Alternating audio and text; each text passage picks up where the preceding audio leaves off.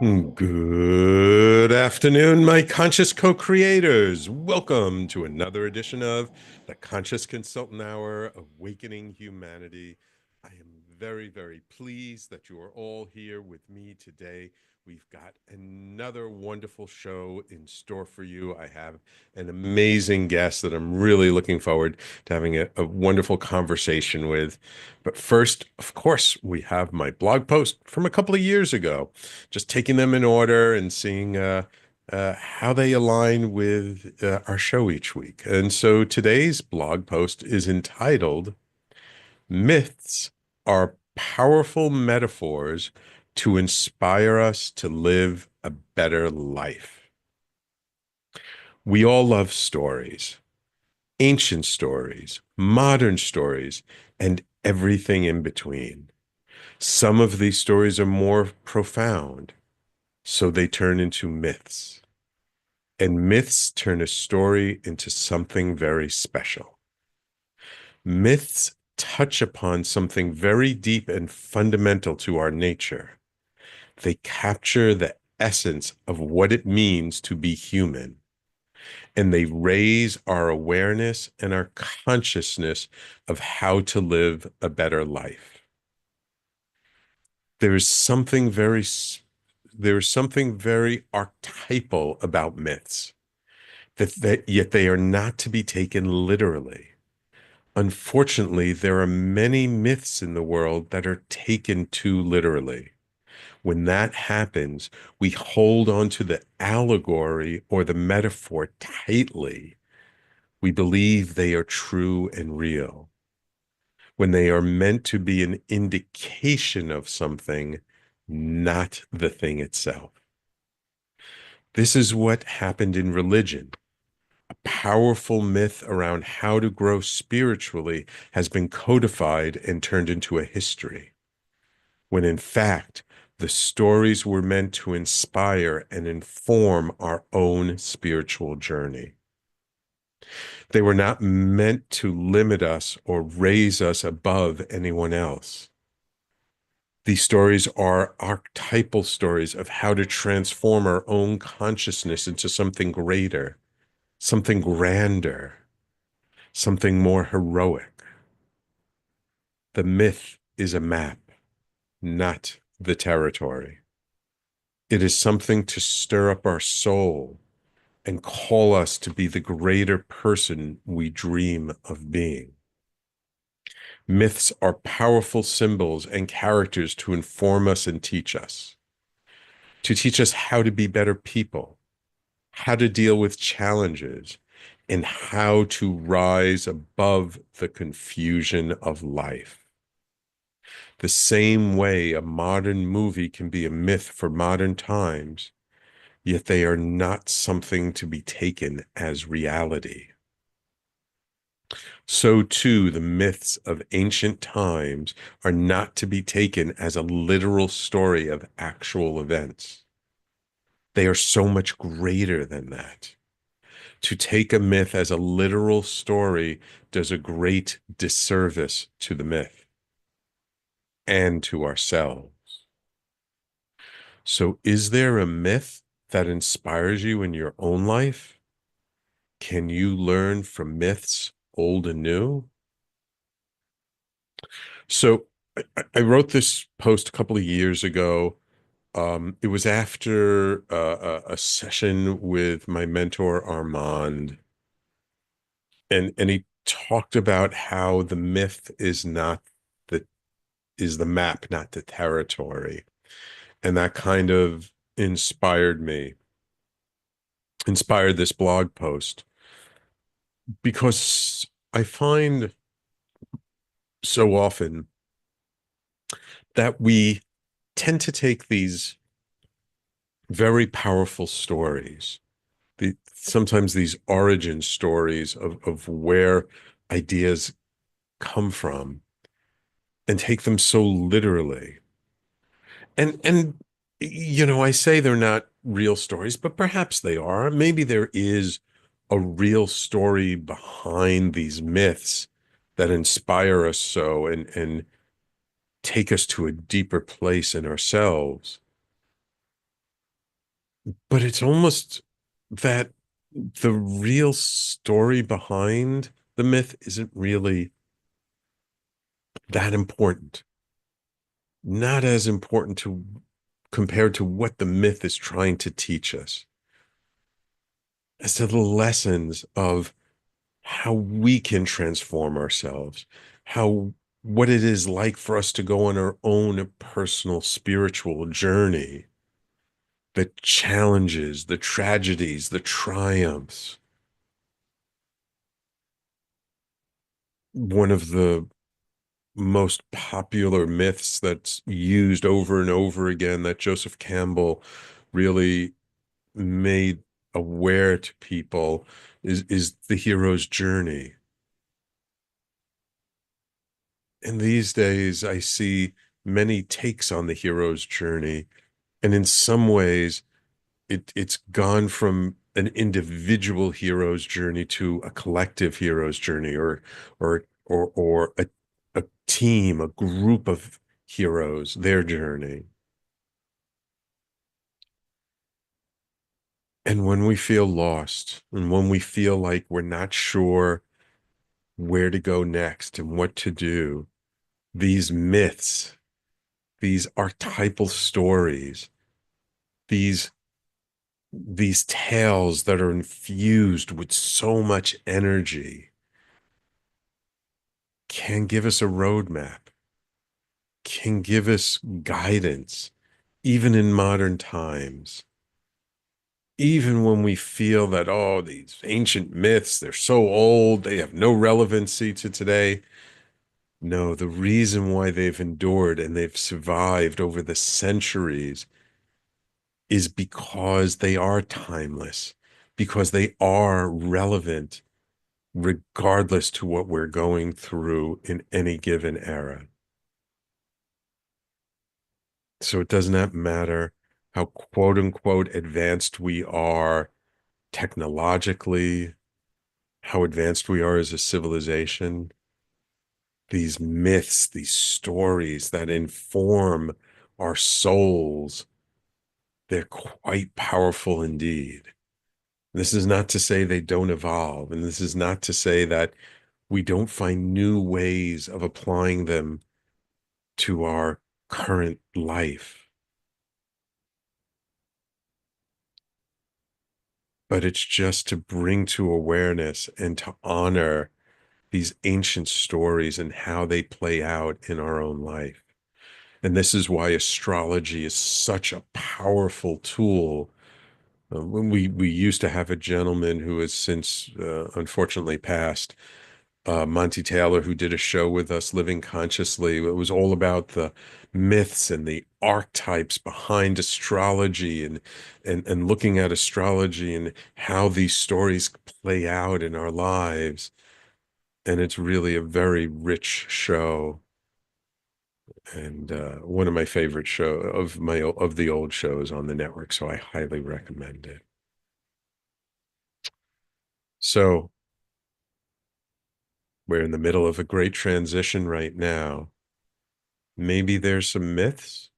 Maybe there's some legends, maybe there's some stories out there that can support us and guide us through this time of great transition, whether we're struggling with it or not, about how to be present to what our reality is today. So take a look. What are your favorite myths? What inspires you? And what can continue to inspire you throughout this time? Hope that helps. I hope you liked it. That's my blog for this week. It's Myths Are Powerful Metaphors to Inspire Us to Live a Better Life. Of course, you can always find my blog post on my personally branded website, theconsciousconsultant.com, and on the Talk Radio website, talkradio.nyc/blog. And now it is my extreme pleasure to welcome to the show educator, author, and leader in psychedelic wellness, Matt Zemon. Matt is the author of two best-selling books, Psychedelics for Everyone, A Beginner's Guide to These Powerful Medicines for Anxiety, Depression, Addiction, PTSD, and Expanded Consciousness, and Beyond the Trip, a journal for psychedelic preparation and integration. Matt holds a master's degree from King's College London and specializes in the impact of psychedelics on mental health, focusing on their potential to catalyze profound personal transformations. His latest book, The Veteran's Guide to Psychedelics, was developed in collaboration with the Heroic Hearts Project. This workbook unlocks the transformative power of psychedelics with guidance tailored specifically for veterans. Bridging ancient healing traditions with the latest preparation and integration practices, it offers a comprehensive path towards peace, understanding, and lasting change. Designed to support veterans in overcoming challenges such as PTSD, anxiety, or depression, it features expert insights and practical exercises and a holistic approach for healing and growth. And I just want to point out that all proceeds from the book are donated to the Heroic Hearts Project, a wonderful nonprofit. Welcome to the show, Matt. Sam, it's good to be here. Thanks for It's having me. wonderful to have you. I've been really looking forward to this. I always like to start off my interviews kind of asking the background questions to give my audience just a little bit of an idea of who you are as a person. So let's just start with like, what is it about psychedelics and healing that sort of attracted you to this aspect of it? Because there's so many different modalities, so many different paths towards healing. What was it about psychedelics that really attracted you, that it really called you to make this a staple in what you do? That's a funny question because I really fell into this by accident, Sam. I had Ah. some friends invited me to a guided magic mushroom experience. Mhm. I didn't do that kind of thing. I was a father and a husband and a business owner, and that wasn't in my wheelhouse. But something inside of me said yes. And that first experience completely changed the way I look at the world. I mean, Mm. I felt completely connected to everything. I felt unconditionally loved. I reconnected with my mom who had died when I was 22 and she was 49 in that first experience. And I knew I left it. I was like, what the hell was this? And I knew I wanted to learn more. And I went back to school. I got a master's in psychology and neuroscience, focused on psychedelic medicine. And I traveled the world and I tried different psychedelics with shaman and maestros and taitas and MDs and PhDs. And um, yeah, I'm just trying to learn as much as possible. I'm now in a doctorate of ministry program. And this is such a radical shift in my life since Mm. that first experience. And I can't imagine not having done this. I'm curious, as you said, you're a father, you were a husband, a business owner. After you had that experience and you started to make all these shifts in your life, your family, your friends must have been, man, what the hell's going on with you? You know what? It just fell into place. Ah. I formed better relationships with my children and my wife. I Mm. have more time for friends. I used to just work all the time, and now I Mm. spend quite a lot of time community building. Wonderful. Yeah, so I think it fell into place, and they say there's definitely something different, but it's not at all in a negative way. Ah, wonderful, wonderful. And how long ago was that first experience for you? About 6 years now. About 6 years. Wow. So actually not all that long. No, not relative to the indigenous wisdom keepers who've been holding this for thousands of years. No, not that long Yes. at all. I mean, Yes. that's All kind of right. the trick about this space is that all of us are new into this space. Yes. Yes. Oh, absolutely. Absolutely. And I've sat with the tribes. I've sat with the Hunikun tribe Hmm. down in Peru last year, and I've met people who've studied with many of the indigenous elders, and it's so fascinating. And we do have this very short-sighted view sometimes of these healing practices, and we think this is new and amazing because LSD was first discovered in 1944, the same year that the atomic bomb was dropped. But actually, these practices and these medicines have been around for thousands and thousands of years, haven't they? They really have. I mean, we have cave paintings, we have lots of art and archaeology from certainly 4, 5, 6,000 BC. Yeah. And then yeah, and everywhere in the world. And that's I think something I did not Mm, know going into this. I had always thought that psychedelics were kind of Central and South American, Mexican. I didn't realize that we had mushroom shaman in Africa, that we had mm, iboga over there, that we yeah. had witches burned all across Europe, that we had mushroom shaman in Siberia. Yeah. Yeah, just I didn't realize that we all have a psychedelic lineage. Yeah. Yeah. Yeah. Yeah. And I just remember hearing that long ago that they found traces of ergo, the mold that Mhm. LSD is derived from, in vessels in like some ancient Greek temples or something that were, thousands of years old. So it's definitely been around. Absolutely. Yeah, that particular study you're talking about is there are a couple different theories of the origins of Christianity. And one of Yeah. them is that the early Christians took the wisdom from the mysteries of the Eleusinian mysteries in Greece that had Hmm. happened for 2,000 years. I mean, these Hmm. ceremonies lasted 2,000 Thousand years, and years. and they took them into underground caves, and it became kind of the initial communion for Christianity, is the thesis. Mm. Mm. Yeah. Carl Ruck up in Boston. The Immortality Key is kind of a fun book if you want to explore that. And so are the Psychedelic Gospels is another good fun book to Oh. explore those theories. Yeah, yeah, yeah, yeah. Again, the idea that there's this myth that we hold on to so literally, and maybe it's a little more allegorical than we like to give credit for. All right, we got to take our first break. When we come back, let's dive into why you became an author and started to write about this and what that path has been like, and then we'll eventually get around to your most recent book, specifically for veterans, and why that's such an important topic. Okay? That sounds like a plan. Wonderful. So, everyone, please stay tuned. You're listening to the Conscious Consultant Hour, Awakening Humanity.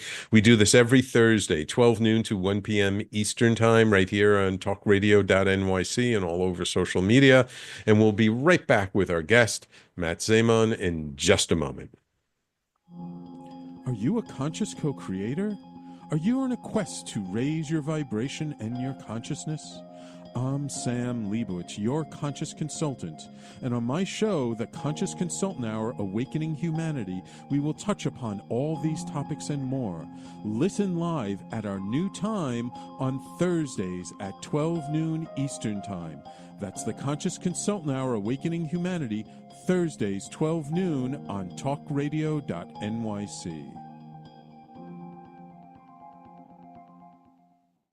Are you a high-achieving, growth-oriented leader?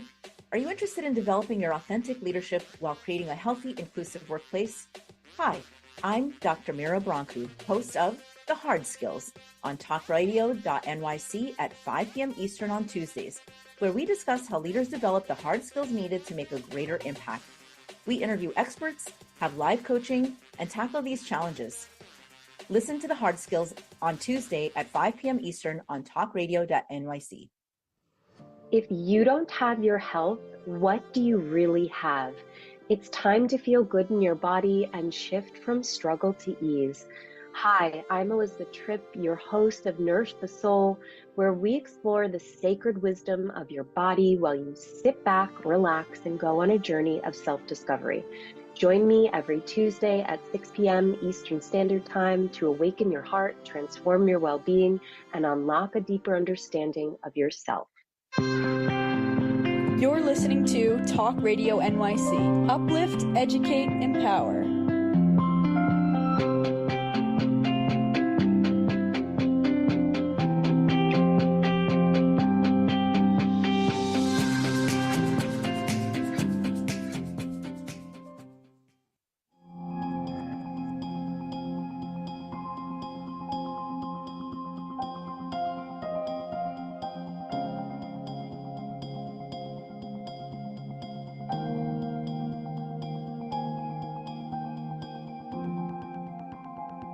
And welcome back to the Conscious Consultant Hour, Awakening Humanity. We're speaking this hour with author Matt Zemon, author of the book Psychedelics for Everyone, Beyond the Trip, and A Veteran's Guide to Psychedelics. So Matt, you had this powerful experience. You went and you started to study all about it. It really affected your life. It changed, how you showed up in the world. Why did you just start to write about this? Why did you decide that, like, oh, especially your first book, Psychedelics for Everyone, like what inspired that, and what made you feel like this was a message that you needed to get out Mm. there in the world? Mm. So I got frustrated, Sam. A lot of the literature out there is either too scientific and I couldn't understand it or read it, or it was too woo-woo. And I felt Mm, like we needed something in between. I also felt I really wasn't qualified to write about it. So what I did in the first book is I wrote a few personal stories of how psychedelics have impacted me. But then I hired really amazing writers to create each of the different sections because we talk about a number of different psychedelics. And then I hired medical people to review the chapters. So I had kind of a two-step process for oh, each wow. thing to make sure that while it was accessible and in kind of common language, it was accurate. So that's what Psychedelics for Everyone was. The Beyond the Trip came out of just doing more and more of this work and wanting a process. How do I prepare and set my intentions? Mhm, mhm, Then, when I have my journeys, how do I quickly document my notes in some kind of structured format? And then, following mhm, it, that 30 days of neuroplasticity. How mhm, do I kind of do an exercise each week and then maybe a gratitude journal every day for those 30 days to help retrain my mind for the positive? So that's what that mhm, book was about. It was really a hands-on workbook for people to use for preparation and integration. And then the Veterans Guide um, was my first attempt to how do I make um, how do I help enable veterans to make an informed decision on whether they want to use psychedelics or not? So at this point in my life, I felt like I was more than competent to write that, but I also wanted help. So I worked with a guy named Ken Weingard, who is a 20 years with the VA. And I worked with Jared Reinhardt, who is the integration specialist for Heroic Hearts Project, to make sure we got the language right, that it was accessible, that we put in things like checklists and things that would be bigger fonts, things that are important to people who have PTSD or traumatic brain injury. mhm, And then added some more exercises. And then we have coming out soon a coaching therapist edition that a coach and therapist can use alongside of their veteran participants for, again, informed consent, preparation, journey notes, integration. Wow, wow, wonderful, wonderful. Well, I love the fact that you created Beyond the Trip, specifically focusing on preparation and integration, because while there is a lot of talk around psychedelics these days, and I mean, there's a lot of talk pro and con and everything going on, but it's definitely more in the public eye than ever before. But you don't hear quite as much about how do you prepare properly? How do you choose a guide properly? What do you do afterwards? The integration aspect. And in speaking with people who I feel are very, not so much professional, but very serious about this work and really well informed, well trained, they all say, like, integration is the key, right? Because you go and you have this extreme experience and it's great and can be life transformative, but unless you're applying it to your day-to-day life, it's not really doing you that much good, is it? That's certainly what I believe. I mean, I think there are ways, there's three main ways that people access psychedelics in America. Some want a Mhm. medical model. They want to be greeted by a person in a white coat. They want a Mm, diagnosis and they want to take a psychedelic in relation to a treatment plan. And I think that's mm, beautiful and that's important. And we have legal ketamine in all 50 states, and the mhm, Oregon and Colorado have their access points. So I think that's important. Others take more of a decriminalization approach. They say no mhm. adult should tell another adult that they can't put nature in their body. Right. Okay. And that can be recreational. It can be an access issue. So people who can't afford the medical model can Mhm, still have mhm, access. Okay. I think that's important. And then we have the ceremonial mm, use, which is really historically how it's been used. Hmm. And in ceremony, there is typically some type of preparation for the ceremony. So in Right. ayahuasca, which you referenced earlier, it's this whole dieta that takes a few weeks or longer where you're preparing your body and your mind and your spirit for what's about to happen. Then there's the ceremony. And then there is historically there's integration back into the community in our society because we are so isolated and we don't have Mm. community built into our everyday lives. Right. um, we kind of need to force it with activities and with either Right. working with a therapist or a coach or a spiritual community. So there's multiple ways to do integration. But if the intention of the person taking the psychedelic is real, meaningful, lasting change, Mhm. the work starts well before the psychedelic is ingested, and it Yes. continues for the rest of your life. Yes, absolutely, absolutely. I've heard many people say that the journey actually begins the moment you commit to going to the journey, not Hmm. when you actually show up for it. Yeah, absolutely. I think that's a good statement. Yeah, yeah. Um, when you came out with psychedelics for everyone, I mean, that's a pretty bold statement, meaning like anybody can take this stuff, anybody can use this stuff. Or do you really believe this is for everyone? So what I meant by the title is that they're good for society, but I certainly Mm, don't mean that everyone should take a psychedelic. There are definitely people mhm. who have pre-existing conditions. Right. There are Mhm. people who are taking various medications or supplements. I am not a medical doctor, so if this is something you're considering, I strongly recommend you talk to a healthcare professional or go to spiritpharmacist.com and talk Mhm. with Ben Malcolm and Ben Malcolm, yeah. do an intake there. Um, but no, psychedelics aren't for everyone to take. Um, and I also like talking about how I never use the word safe when it comes to psychedelics. I use risk reduced. So, Ah. what I like to talk about is this concept of relative risk. So we can say, okay, let's look at Mm. this Dr. Nutt study from Imperial College of London where he said, what's the harm to self and harm to others? And alcohol is the most dangerous as a 72. And you go all the way down his chart and you get to psilocybin, which is a 6. Okay, great. Mm. Way less dangerous. And a lot of harm can happen in that 6. It's Mhm. just Mhm. less likely to happen. We talk about acetaminophen in this country. So it's an active ingredient in over-the-counter painkillers. Mhm. 458 people a year die from acetaminophen.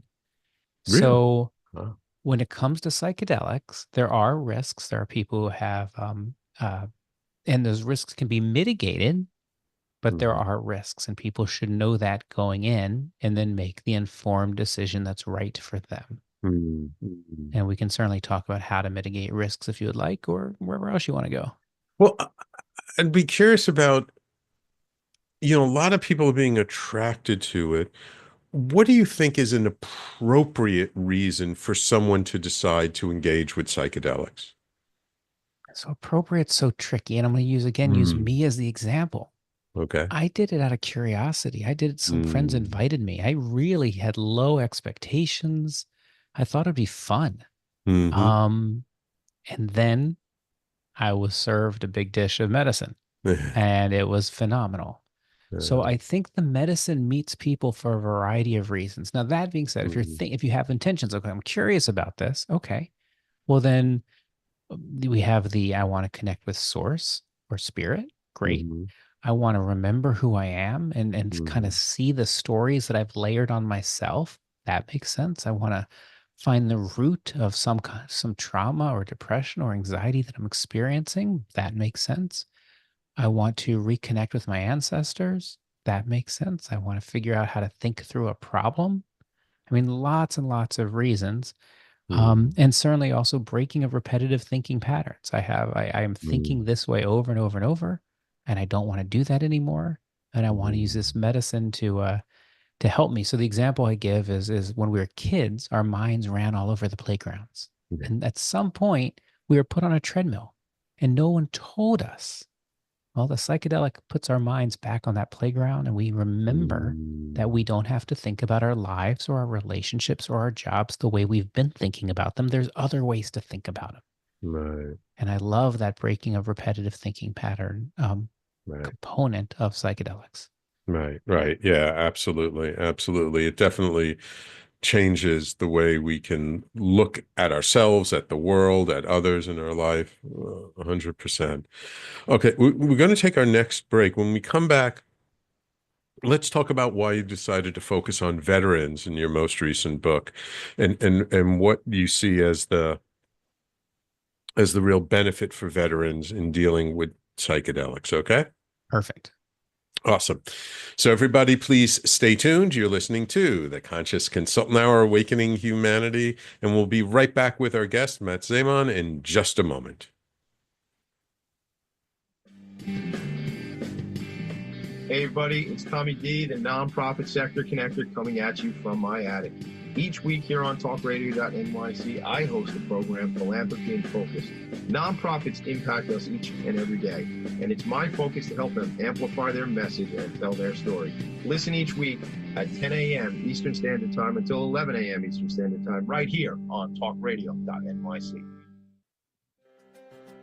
Were you an essential worker during the pandemic? If you needed to learn stages of epilepsy, did you depend on advocates? Did you use new innovations to cope with mental and neurological issues? Maintaining high quality of life and keeping good mental health are what we all strive for. I'm Frank R. Harrison, host of Frank About Health, and each week top healthcare influencers, professionals, and innovators answer these questions and more. Stay tuned on Thursdays at 5 p.m. on talkradio.nyc, and I will continue to be frank about health with all of you. Hi, I'm Linda Marsanico. The A Train to Sedona is a memoir about my journey to love and compassion. It's also the name of my new broadcast on Wednesdays at 12 noon. When we are spiritual, we embrace possibilities and ideas, which strengthen our mind, body, spirit, health, and wisdom. On the A Train to Sedona broadcast, I plan to interview guests who embrace these expansive practices. Join us on Wednesdays at 12 noon on Talk Radio New York City.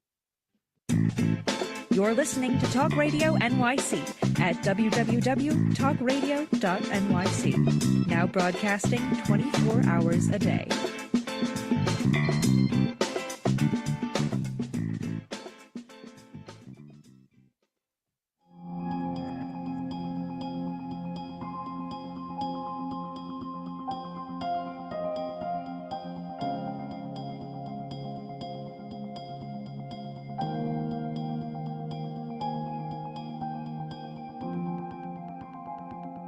So, Matt, in your latest book that just came out a couple of months ago, The Veteran's Guide to Psychedelics, you're really focusing on a very target audience. Why did you decide to focus on veterans, and what do you see as being like the real benefits for veterans? Yeah, I appreciate that, Sam. I mean, right now in America, we have over 17 veterans killing themselves every day.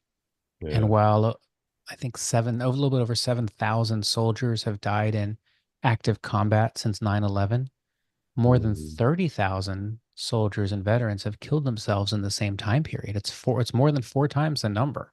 Wow. Yeah. And we have a population here where um too many the SSRI antidepressants, which is the medicine most often prescribed, just doesn't work on enough people. And science is trying to solve for this, but it's challenging. So there was a phase 3 trial that a lot of us have heard about with MDMA, and they gave Mhm. people with treatment-resistant post-traumatic stress disorder 3 sessions of MDMA and therapy before and after, and 77% emerged without having a PTSD diagnosis anymore. So just letting that Mm. sit in for a moment. I mean, when we talk about treatment resistant, that means none of the pharmacological or talk therapies have worked. And now something has worked. So unfortunately, this wasn't enough information for the FDA. They've requested another trial, but it gives us a direction of where we're headed. And when I think about a population that really needs support, because what's happening now is there are nonprofits like Heroic Hearts Project, the Mission Within, vets who are sending our veterans down to Central and South America into Oregon, where they can legally access psychedelics. Mm. So I was trying to give them tools to help them on this process. And really, the idea came from Jesse Gould, who is the founder of Heroic Hearts Project, and he reached out and said, "Hey, I saw one of your preparation integration books. Can you do one just for veterans? And I was like, yeah, of course, let's do this. But yeah, that's just a population that really, really benefits from this type of work. And why don't you speak for a moment just about Heroic Hearts, their mission, and what they're really doing today for veterans? I love this group. I mean, they are really trying to help veterans with PTSD find peace, and they raise money. They offer full scholarships. So if you get accepted into their program and you can't afford to pay for it, they will send you to Central or South America or to Oregon on their expense. They pay for 3 individual preparation sessions, 3 group sessions, and then they Oh, do the same thing okay. on the other side of it. So you get, I think it's 12 sessions of coaching as well as a week of um, practice. So when I went down to Peru, we were Hmm. working with Shipibo healers with the Okay. veterans, and we did 3 nights of ayahuasca. Hmm. And it was beautiful to watch those ceremonies. And it was also beautiful to watch the integration sessions and see how Hmm. those veterans turned those insights and awakenings and awarenesses into real, meaningful, lasting change. Yeah. Yeah. Yeah. I've heard one, and the only kind of criticism I've ever heard around using psychedelics to help veterans was, oh, what are we doing? Just patching up people's PTSD and then sending them back out to the front? Because what happens when a veteran who's been suffering, now they have this awakening and they feel better? I've heard that many times they want to rejoin and go back and be with their compatriots. So a couple of things are coming up as you say that question, Sam. Mm. One is I had the privilege to go to Walter Reed a few weeks ago and spend time at their Intrepid Center of Excellence, which is Hmm. kind of like the Mayo Clinic for PTSD and traumatic brain injury. Mm. And such a beautiful facility. I think they spent $75 million dollars, and they have, I think, 20 soldiers at a time that are all rotating in and live there for 30 days. And everything they need Ah. medically is there. Hmm. The only sad part I heard about that is that many of those soldiers wait till their 18th or 19th year before raising their hand and asking for help because they don't want to derail their Ah. career. So when we talk about Hmm. active duty soldiers, that's kind of one thing. Hmm. When you talk about the veterans, these are people who've now come back into civilian life. Hmm. They're having challenges with being productive members of society. They're having Hmm. challenges with their family. They're having, in some cases, suicidal ideation, Hmm. and and really experiencing profound depression and anxiety and hopelessness. Hmm. So unlike Western medicine, where we try to numb the pain or hide the pain with these antidepressants, Hmm. psychedelics brings that pain close, Yeah. where they can discover it, they can understand it, and then they can transform it. And Mm. I say all the time that psychedelics aren't a cure for anything. These are catalysts. And Mm. and what I mean by that, and I'm going to continue with the veterans and MDMA, is that that doesn't magically change the stories inside the Right. veteran's head. It puts them into a position where they can rewrite their own stories. Right. Right. And that's just so powerful because now it's not I've been told to feel this way or do this. It's I know what to do because I did it. Right. Right. Now, I've talked with some different facilitators, some who have worked with veterans, and they all say, veterans are a very special category. They're not like everyone else. What do you feel are like the unique needs for veterans, or the unique aspects of working with a veteran with psychedelics, compared to just you or me coming off the street saying, "Oh, I'd love to try a ceremony"? So I think actually the one of the surprising things for me has been how much they are like everybody else. So when we think Ah, about the okay. range of human that wants to use psychedelics, Hmm. some are experiencing mild cases of depression or anxiety or having an Hmm. existential crisis or trying to figure out what the next chapter of their life is like or figuring out their relationships. Okay, great. That's kind of relatively healthy normal. Hmm. And then we have others who are experiencing much more profound levels of depression and anxiety and Hmm. suicidal ideation. Um, those are harder populations to work with, regardless of whether they are veterans or not veterans. Hmm. Veterans sometimes, or maybe more universally, have seen things that we haven't seen. Veterans more universally, not all, have had rougher childhoods, which led them to the military to begin with. And so they have early childhood trauma that then is compounded by trauma within the military. Right. So maybe there's some more layers, but all of that can happen in non-veteran populations as well. And then I guess the last thing is veterans are used to the physicality of being in the military, and sometimes they want the harder, stronger experiences, and things like ayahuasca Yeah. really resonates with them.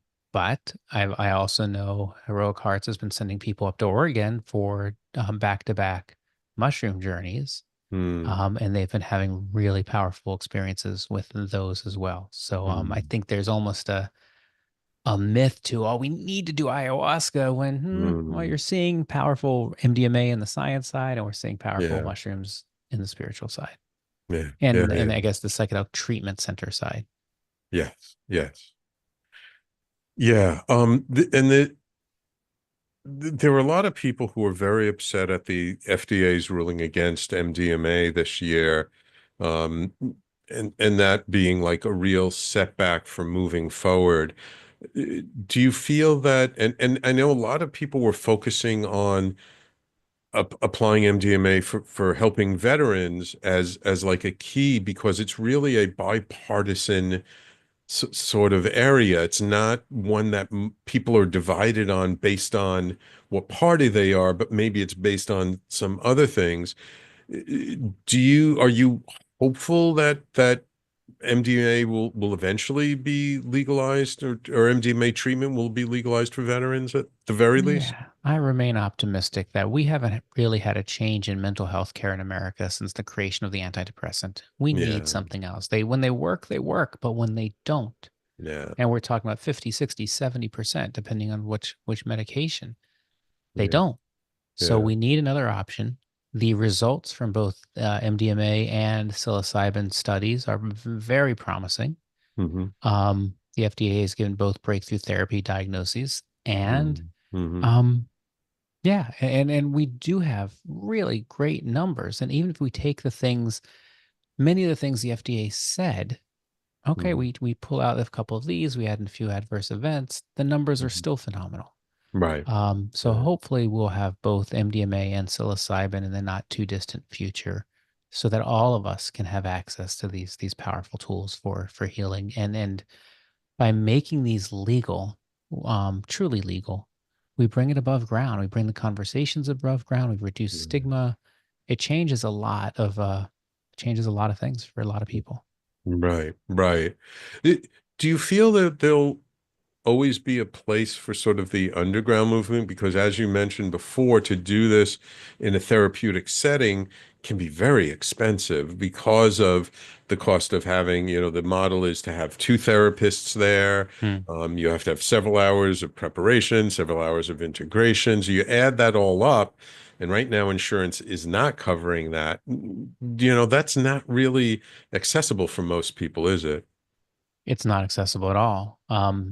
So I want to divide underground into kind of two categories. We Okay. have our underground kind of therapist coaches working on a one-on-one basis with Hmm. people they have ongoing relationships with. Okay, that's great. And Hmm.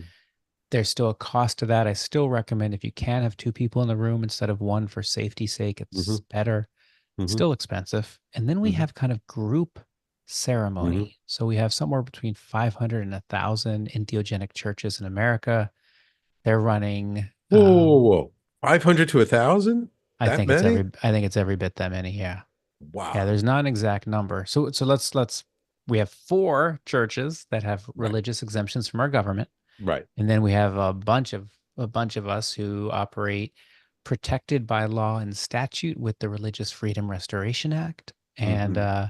but are very quiet for the most part. There, with some Mm. exceptions, there's some that are out there saying, "Hey, come to our church," but Yeah. most are quiet. And those, because in many cases there's volunteer labor components, there's philanthropy Mm. components, they're in their group components, they're able to offer um, psychedelic ceremonies, entheogenic ceremonies at a completely different price point. Right. Now, Right. that being said, there's no medical claims, so Right. there shouldn't be any medical claims. It's religion. Right. If people are doing it for medical reasons, that is that Mm. they need to be careful because that's not what those groups do, or they need to supplement. So I'll give again an example of the veterans. If they go down to Peru and they work with the Shipibo healers, that's ceremony. And the things Mhm. they do with their coaches before and after, well, we could call that medical. Mm. Mm. I see. I see. Yeah, yeah, yeah. I mean, I knew about the distinction between the churches and the ones that have the DEA exemption. So I knew that there were only less than a handful that had the DEA exemption, but I hadn't realized that there were that many ethnogenic churches around. And yeah, I think it's an important point to make. Um, we've got to take our last break of the show. When we come back, I'd actually like to touch upon some, we've been talking about churches a bit, the spiritual side of psychedelics a little bit. You know, we hear so much about the mental health and the healing aspects of psychedelics, but there also can be a spiritual practice, which I'd like to focus on for the last segment. Okay. Perfect. Let's do that. Awesome. Wonderful. So everybody, please stay tuned. You're listening to the Conscious Consultant Hour, Awakening Humanity. And we'll be right back to tie it all up with our guest, Matt Zemon. Are you a high-achieving, growth-oriented leader? Are you interested in developing your authentic leadership while creating a healthy, inclusive workplace? Hi, I'm Dr. Mira Brancu, host of The Hard Skills on talkradio.nyc at 5 p.m. Eastern on Tuesdays, where we discuss how leaders develop the hard skills needed to make a greater impact. We interview experts, have live coaching, and tackle these challenges. Listen to The Hard Skills on Tuesday at 5 p.m. Eastern on talkradio.nyc. Hey everybody, it's Tommy D, the nonprofit sector connector, coming at you from my attic. Each week here on talkradio.nyc, I host a program, Philanthropy in Focus. Nonprofits impact us each and every day, and it's my focus to help them amplify their message and tell their story. Listen each week at 10 a.m. Eastern Standard Time until 11 a.m. Eastern Standard Time, right here on talkradio.nyc. Are you a conscious co-creator? Are you on a quest to raise your vibration and your consciousness? I'm Sam Leibowitz, your conscious consultant, and on my show, The Conscious Consultant Hour, Awakening Humanity, we will touch upon all these topics and more. Listen live at our new time on Thursdays at 12 noon Eastern Time. That's The Conscious Consultant Hour, Awakening Humanity, Thursdays 12 noon on talkradio.nyc.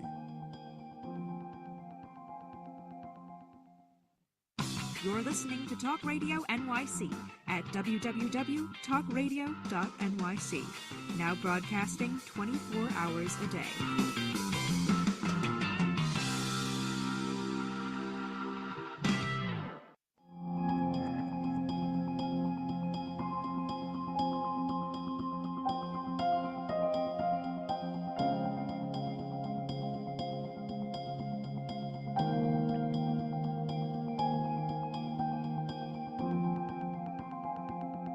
So, Matt, we've started talking about the ethnogenic churches, the ceremonial use of psychedelics, not as a quote unquote healing modality, but as more personal exploration modality. But in the public, you know, in the common conversations, most of the attention is really focused on how psychedelics can help us heal. But for centuries and beyond healing, there's a much deeper relationship with psychedelics that we can develop, isn't there? Yeah, I mean, in the old days, there were just healers, and the Right. healers were both spiritual healers and medical healers. Right. And we in our Western society have separated those roles, and we've given pure science to the doctors and death to the clergy. Yeah. And the reality is these substances occasion spiritual experiences, Oh. whether you want them to or not. Mm-hmm. So if you were to say then, well, this should belong in the clergy's hands, well, it's fair to argue that they don't have the latest knowledge of my brain and body to keep me safe. Totally fair. Right. Conversely, if we give them just to doctors, they don't have any spiritual training whatsoever. So we need a new collaboration. We need a new way of delivering these medicines that involve both medical people and spiritual people. And we need this to become legal so that these can happen without medical providers being worried about their licensure. And that's true whether they're a nurse or a therapist or a doctor. It's and so that spiritual providers aren't worried about insurance and Right. arbitration and all those things that go there. So there's some Yeah. very practical reasons to bring this above ground. It also changes where these medicines are purchased or grown. It changes a lot to make it legal, but spiritual use, we go back, pick your culture, Yeah. thousands of years all throughout the world. This is how they were delivered. They were delivered for personal healing, for connecting with spirit, for reminding us that we are connected to all things, that we are not separate and apart from nature, but that we are nature. They were designed to help us foster stronger community. And all of those things can happen in a spiritual setting. And there are different, every entheogenic church is different. They use different Yes. sacraments and they Yeah. have different beliefs. So if you as the consumer need to ask questions. What am I walking into? What do you believe? What are you going to tell me or not tell me? Um, and there's also support groups. Like if you're a Christian in psychedelics, you can go to Ligare, ligare.com. If you're Jewish in psychedelics, you can go to Shefa.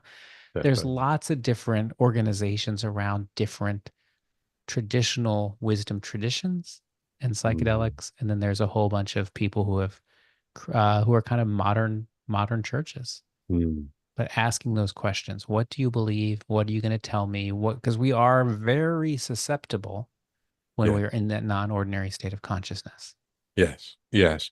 And sometimes I find in talking to people, like sometimes people don't really do enough research of who they're going to work with and what the environment's going to be like before they get there. They just hear like, oh, this is the latest craze. This is going to help me see God. And they just try and find somebody and they may or may not have a good experience with them.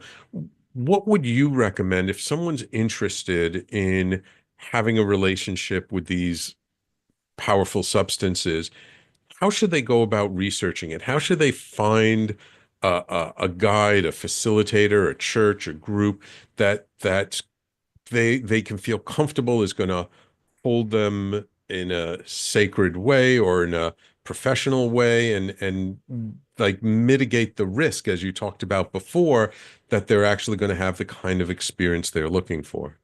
Yeah, I mean, Sam, first is the confession. I was exactly that person. I did not ask enough questions. I just trusted in the process and got lucky. Yeah. But I've heard stories of people who don't get as lucky. Yeah.